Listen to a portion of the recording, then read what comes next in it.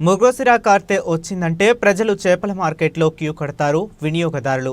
Siddipet integrated మార్కెట్లో ఏర్పాటు చేయడంతో చేపల వినియోగం పెరిగింది.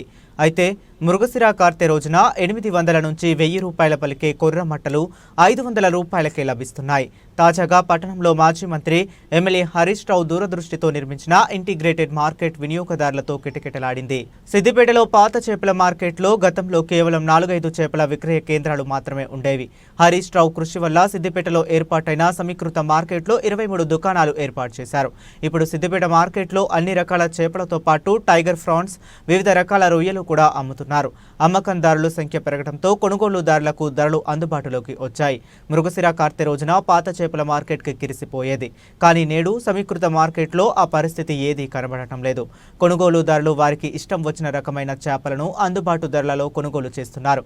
చేపల మార్కెట్ను ఇంతలా అభివృద్ధి చేసిన హరీష్ రావును కొనుగోలుదారులు అందరూ గుర్తు చేసుకుంటున్నారు. Market 9 number shop. మేము ఇక్కడ లోకల్ కొరమాటలు, రవ్వులు, బొచ్చెలు అన్ని రకాల చేపలు అమ్ముతాము. మిరుగం రోజు చేపలు తింటే మంచిదని చెప్పి అందరూ వస్తారు, ఇస్తారు, తింటాము, అమ్ముతాము. సిద్దిపేట పట్టణ ప్రజలకు మృగశిర కార్తె శుభాకాంక్షలు. గతంలో కన్నా ఈసారి చెరువులు చేపలు చాలా చెరువులలో పెరుగుతున్నాయి. అవే తెచ్చి ఇక్కడ అమ్ముకోగలుగుతున్నాం. ఇంతకుముందు మేము హైదరాబాద్ నుంచి తెచ్చుకోగలుగుతున్నాం, కానీ ఇప్పుడు అలా లేదు. హరీష్ రావు ఈ మిషన్ భగీరథ, కాకతీయ, కాళేశ్వరం వల్ల నీళ్ళు వచ్చుడుతో చేపల పెంపకం కూడా బాగా అవుతుంది. దీనివల్ల చేపలు తెచ్చి ఇక్కడనే అమ్ముతున్నాం. ఇదంతా హరీష్ రావుకే దక్కుతుంది.